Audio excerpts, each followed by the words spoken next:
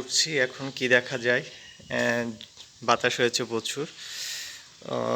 ও দুঃখজনক, এখানে একটা গাছটা পড়ে গিয়েছে।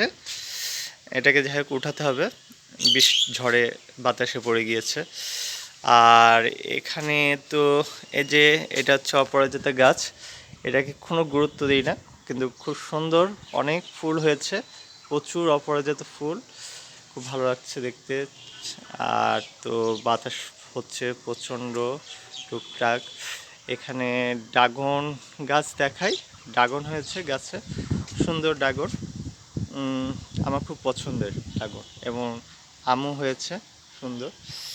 আর এইগুলা কিছু ঝড়ের ঘাস রয়েছে, গাছগুলা বৃষ্টির পানিতে অনেক চকচক ঝকঝক করছে।